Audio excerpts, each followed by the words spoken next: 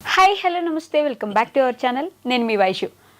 జాగ్రత్తలు చెప్పాల్సిన డాక్టర్లే మత్తు ముసుగులోకి వెళ్ళిపోతున్నారు. డాక్టర్లే అలాంటి పనులు చేస్తే నార్మల్ ప్రజలు ఎలాంటి పనులు చేయగలరు? అంటే డాక్టర్లకే లెక్కలేనప్పుడు మిగతా వాళ్ళు అసలు పట్టించుకుంటారా?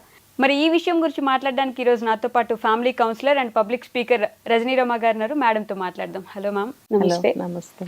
డాక్టర్లు అంటేనే దైవం, తర్వాత వాళ్ళని ఖచ్చితంగా అంత పొజిషన్లో చూస్తుంటాము. మరి ఇప్పుడు ఈ కేసులో ఆవిడ డ్రగ్స్ తీసుకోవడం, అది కూడా ఇప్పుడిప్పుడు కాదు, ఎప్పటి నుంచో తీసుకుంటున్నారని వచ్చింది. ఈ విషయాన్ని ఎలా తీసుకోవాలి అసలు? ఇప్పుడు గతంలో కూడా జరిగాయమ్మా కొన్ని చాలా కేసులు. ఇప్పుడు నిన్న న్యూస్ పేపర్లో కూడా వచ్చింది ఇదే న్యూస్. ఎన్నో కేసుల్ని వాళ్ళు మళ్ళీ మనకు గుర్తు చేశారు కూడా. ఓకే, అంటే మీరు అన్నది కరెక్ట్. ఇప్పుడు వైద్యో నారాయణ అంటారు, అంటే భగవంతుడితో సమానం. ఇప్పుడు మేల్ డాక్టర్ దగ్గరకైనా సరే లేడీస్ వెళ్ళటానికి ఎందుకు సిద్ధపడతారంటే ఒక దేవుడిని చూస్తారు. కరెక్ట్. చూసి వాళ్ళ ఆరోగ్యాన్ని కానీ వాళ్ళ శరీరాన్ని కానీ ఆ వైద్యం కోసం వాళ్ళ చేతిలో పెట్టి కళ్ళు మూసుకుంటారు. కళ్ళు మూసుకుంటే ఏం జరుగుతుంది అనేది పేషెంట్కి తెలియదు. వాళ్ళ చేతిలో పెట్టేస్తారు అంతే, భరోసా, నమ్మకం, దైవం, దేవుడు మనకి ఎందుకు అన్యాయం చేస్తాడు అని. అటువంటిది మనం మొన్న అర్జున్ రెడ్డి అని ఒక సినిమా చూసాం కదా. అందులో అతను ఫుల్గా డ్రింక్ చేసి 24 hours చైన్ స్మోకింగ్ చేస్తూ మరి ఆపరేషన్ చేయడం, సినిమాలు కూడా తప్పుదారి పట్టిస్తుంటాయి కొన్ని. వాళ్ళు ఒకందుకు చూపిస్తే ప్రజల్లోకి వాళ్ళు ఇంకోలా తీసుకుంటారు అనమాట. అటువంటివి కూడా కొంచెం మనం ఆఫ్ చేయాల్సిన అవసరం ఉంది. సో అందులో చూపించారు. అలాగా ఇప్పుడు డాక్టర్లు అలా తయారయ్యారు. ఏంటంటే వీళ్ళు జనరేషన్కి చాలా తేడా చూడండి. ఇవన్నీ గతంలో లేవు, ఇప్పుడే ఎందుకు స్టార్ట్ అయ్యాయి అంటే దేని విలువ కూడా ఎవ్వరికి తెలియటం లేదు.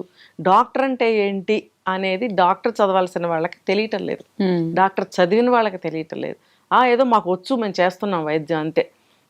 దాని ప్లేస్లో కొంచెం ప్రౌడు, కొంచెం ఈగో, కొంచెం స్టేటస్, కొంచెం అది అన్నీ కలుపుకొని మేము డాక్టర్ అంటే ఇది అన్నట్టుగా చూపిస్తున్నారు తప్ప అసలు డాక్టర్ అంటే ఏంటి, అసలు డాక్టర్ ఎలా ఉండాలి, ఎలా మాట్లాడాలి, ఎలా నడుచుకోవాలి, పేషెంట్ని ఎట్లా ట్రీట్ చేయాలి, అసలు ముందు మనం ఎలా ఉండాలి రోల్ మోడల్గా. ఇప్పుడు మన ఫుల్గా తాగేస్తూ ఎదుటివాడిని తాగద్దని చెప్పలేం, అర్హత ఉండదు. అలాగే ఒక మంచి ఆరోగ్యం చూసుకోకుండా వైద్యం చేశారనుకో, అంటే తెలియకుండా ఏదైనా అనారోగ్యాలు వస్తే అది వేరే విషయం, కానీ చేతులారా ఆరోగ్యం పాడు చేసుకుంటూ పేషెంట్లకి ఆరోగ్యం గురించి చెప్పే అర్హత కూడా డాక్టర్స్కి లేదు. ఓకే, గతంలో కూడా ఇలా డ్రగ్స్ తీసుకోవడం ఇలాంటివి చాలా జరిగాయి. ఇప్పుడు డాక్టర్స్, యూత్ డాక్టర్స్ ఏం చేస్తున్నారంటే ఎక్కడెక్కడో చదువుతున్నారు. ఇక్కడ చదివినా కూడా మెడికల్ దాంట్లోకి కాలు పెట్టంగానే వీళ్ళకి కొత్త కొత్త హంగులు, కొత్త కొత్త అలవాట్లు, కొత్త కొత్త కల్చర్లు కావాలని నేర్చుకుంటున్నారు. అదొక స్ట్రాటజీ. దానికోసం ఎందుకంటారు అసలు? ఎందుకంటే అదొక ట్రెండ్, ఒక స్టైల్ అయిపోయింది, ఒక ఫ్యాషన్ అయిపోయింది. అది డాక్టర్స్ అంటే హై లెవెల్లో ఉండాలి అన్నట్టుగా అటువంటి అలవాట్లన్నీ చేసుకుంటున్నారు. అందులో భాగంగానే ఈ డ్రగ్స్ అనేవి కూడా, డ్రింకింగ్ ఒకటి, స్మోకింగ్. మెడికో స్టూడెంట్స్ ఎంతమంది స్మోక్ చేస్తున్నారు అమ్మాయిలతో సహా. రైట్. మరి ఈ అమ్మాయిల గురించి ఏం చెప్పాలి? స్త్రీ శక్తి అని చెప్పి ఒక పక్కన మాట్లాడుకుంటున్నామే. మరి ఈ అమ్మాయిలందరూ ఈ అలవాట్లేంటి, పోకడలేంటి, వాళ్ళు చదువుతున్న చదువుకి, వాళ్ళు ప్రవర్తిస్తున్న తీరుకి ఏమన్నా అసలు సంబంధం ఉంటుందా? ఒకప్పుడు డాక్టర్ అంటే అక్కడి నుంచి చూసి గుర్తుపట్టేవాళ్ళం, ఈవిడ డాక్టర్ అయి ఉంటుందని. ఇప్పుడు ఎవరు డాక్టర్, ఎవరు కామన్, ఎవరు తెలియటం లేదు. కరెక్ట్. అలవాట్లు కానీ, వ్యవహారం కానీ, ఆ డ్రెస్సింగ్ కానీ, ఫ్యాషన్ స్టైల్ అసలు మొత్తం ఒకేలాగా ఉంటుంది. కొంచెం సీనియర్ డాక్టర్స్ని చూస్తే మనం గుర్తుపట్టగలుగుతాం, వీళ్ళు డాక్టర్స్, అమ్మో ఈయన సీనియరు, ఈవిడ సీనియరు అనేది కలుగుతుంది. కానీ ఇంకా చిన్న డాక్టర్స్ని చూస్తే తెలియటం లేదు అసలు. ఏంటంటే వీళ్ళు ఇలాంటి వాటికన్నిటికీ అలవాటు పడిపోయి కామన్గా బిహేవ్ చేస్తున్నారు, చాలా నార్మల్గా అనమాట. వీళ్ళు మెడిసిన్ చదివే పీరియడ్లో వీళ్ళు ఫ్రెండ్ సర్కిల్స్ కూడా అలాగే ఉంటారు. వీళ్ళందరూ కలిసి ట్రిప్స్కి వెళ్ళడము, తర్వాత పార్టీలకు వెళ్ళడము, పబ్బులకి వెళ్ళడము, ఇంకా చాలా వస్తున్నాయి కదా, అవన్నిటికి వెళ్ళినట్టు ఉండరు, అక్కడ అన్నీ అలవాటు చేసుకుంటున్నారు. ఇంకా చెప్పాలంటే చెప్పచ్చో లేదో నాకు తెలియదు, కానీ నేను విన్నదైతే ఇది. అందులో వాళ్ళు ఫ్రీగా కూడా ఉంటారు జెంట్స్ తోటి, కో ఫ్రెండ్స్ అయి ఉండొచ్చు, కో స్టూడెంట్స్ అయి ఉండొచ్చు, వీళ్ళు సెక్సువల్గా కూడా ఉంటారు అని చెప్పి నాకు ఒక టాక్ వచ్చింది, విన్నాను నేను. రైట్. అది నాకైతే నేను ఎప్పుడు చూడలేదు. అంటే ఇటువంటి టాక్ ఎందుకు వస్తుంది బయటకి? మన ప్రవర్తన సరిగ్గా లేకపోబట్టే వస్తుంది. ఇప్పుడు కొత్తగా ఈ డ్రగ్స్, ఇప్పుడు ఈవిడ డాక్టర్ నమ్రత అనే ఆవిడ తండ్రి డాక్టర్ మోహన్ వంశీ, ప్రఖ్యాత ఆంకాలజిస్ట్ ఆయన. ఎవరైనా క్యాన్సర్ పేషెంట్స్ సంప్రదించాలి అనుకుంటే ఫస్ట్ ప్లేస్ మోహన్ వంశీ గారిదే. నేను కూడా రిఫర్ చేశాను చాలా మందికి, ఆయన దగ్గరికి వెళ్ళండి అని చెప్పి. అంత గొప్ప పేరున్న మోహన్ వంశీ గారి కూతురు అని చెప్పి నేను ఇప్పుడే విన్నాను. చాలా వండర్ అయిపోయాను అనమాట. ఆయనకి మా ఆయన మచ్చేగా ఇప్పుడు ఇది కదా. ఏంటి అంటే ఈవిడ ఫారెన్ వెళ్ళి చదువుకుంది అంటే, నువ్వు ఫారెన్ వెళ్ళి చదువుకుంటే ఫారెన్ అలవాట్లు, లేకపోతే ఇక్కడే ఒక మంచి ప్లేస్కి వెళ్ళి చదువుకుంటే అక్కడ ఇంకా వేరే అలవాట్లు, ఇలా చేసేసుకుంటారా? అదే నేను చెప్తుంది. ఇప్పుడు మనకు పరువు ప్రతిష్టలు వద్దు, తండ్రి సంపాదించిన పేరు వద్దు, మన కుటుంబ గౌరవం వద్దు, కుటుంబ ఆచార వ్యవహారాలు సాంప్రదాయాలు వద్దు, ఏమొద్దు. నువ్వు డాక్టర్ ఎలా అయ్యావు? ఆయన ఒక బాట వేస్తే నువ్వు డాక్టర్ అయ్యావు. అంతేగాని నువ్వు కష్టపడి డాక్టర్ సీటుని సంపాదించుకుని నువ్వు డాక్టర్ చదవాలని పట్టుదలతో అహర్నిశలు కష్టపడి నువ్వు సంపాదించితే ఓకే. సంపాదించలేదు అని అనుకో, నీకు ఈ విలువ తెలియలేదు అంటే మరి నువ్వు ఎలా సంపాదించావు? కొంతమంది డాక్టర్లు విమర్శించారు, ఆవిడ అసలు డాక్టరేనా అని. మరి ఈ అనుమానాలు ప్రజల్లో ఎందుకు వస్తున్నాయి? నువ్వు చేసిన పని అలా ఉంది. నువ్వు తను కూడా ఆంకాలజిస్ట్ అని చెప్తున్నారు అంటే ఆయన తన వారసురాలుగా చేయాలని అనుకున్నారేమో. అనుకున్నప్పుడు ఆవిడ ఆ పేరును ముందుకు తీసుకెళ్ళాలి కదా. పేరుని పక్కన పెట్టండి, మరి పేషెంట్స్కి డాక్టర్స్ తక్కువైపోతున్నారని వింటున్నాం ఈ మధ్య.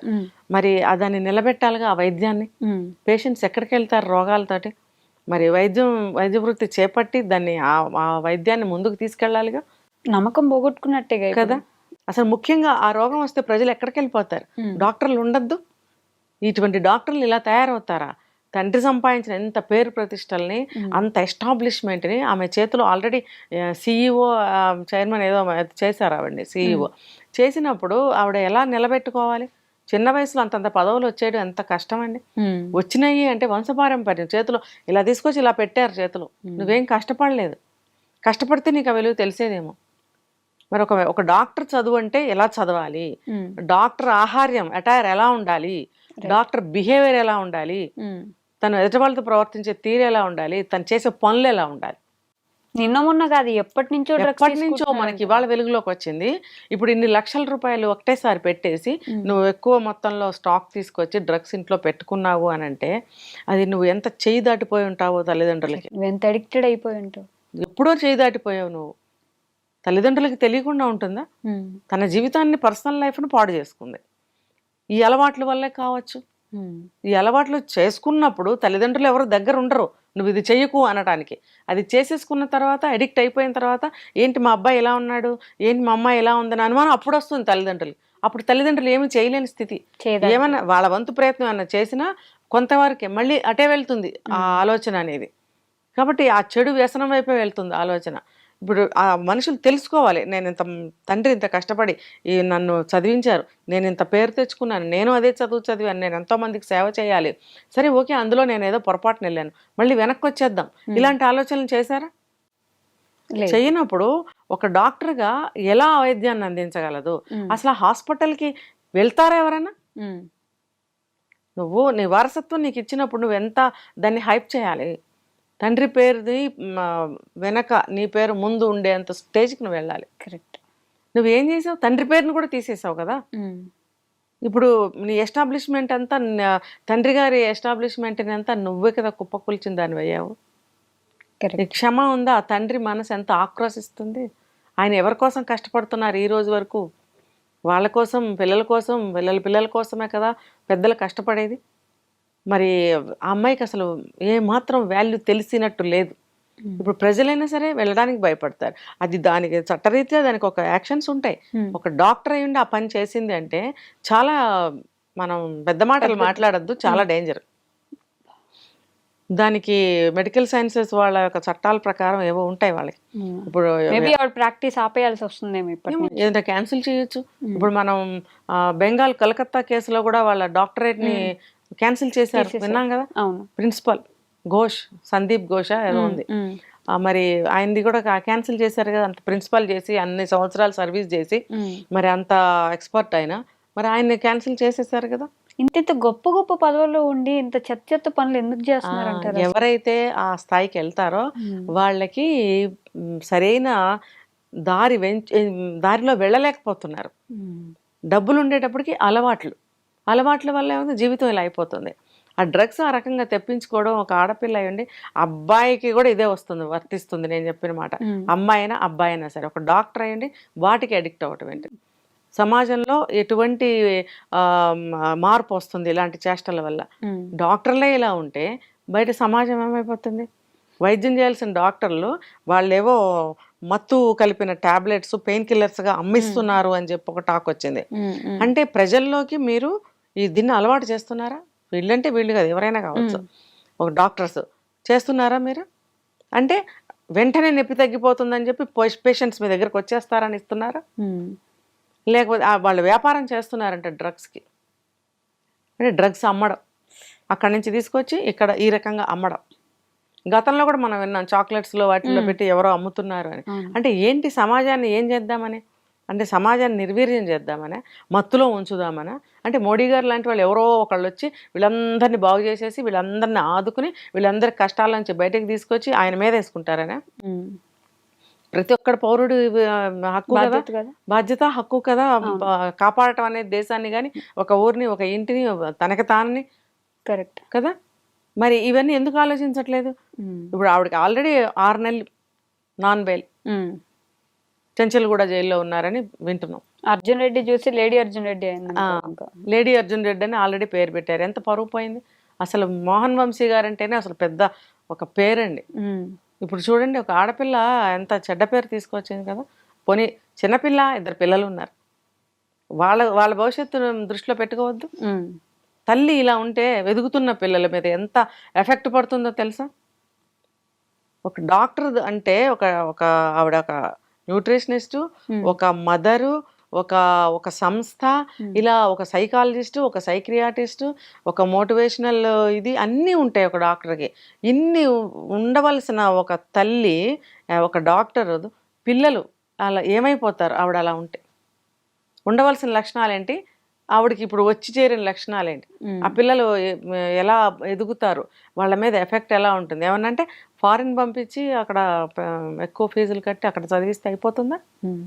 ఎన్ని కోల్పోతారు ఇక్కడ? అక్కడ అలవాట్లు ఇక్కడ తీసుకొస్తుంది కదా. ఎన్ని కోల్పోతారు?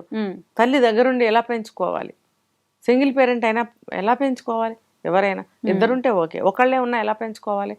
మరి అసలు అవన్నీ పక్కకి నెట్టి తన మటుకు అలా ఉంటే ఎన్ని విధాలుగా నష్టం. అంటే ఇప్పుడు బయట పబ్లిక్లో చెడ్డ పేరు, పేషెంట్స్ వెళ్ళరు, వెళ్ళినా ఏమవుతారో. కరెక్ట్. ఇప్పుడు ఆవిడకి డాక్టరేట్ ఉంటుందా, ఉండదా?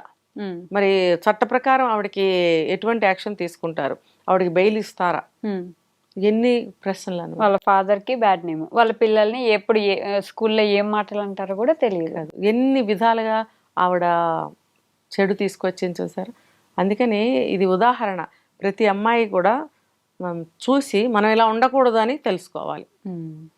ఇలాంటి పనులు చేసిన ఏ అమ్మాయిని చూసైనా సరే మిగతా అమ్మాయిలు మనం ఇలా ఉండకూడదు అని తెలుసుకోవాలి, కానీ మనం కూడా చేద్దామని అట్లా వెళ్ళకూడదు.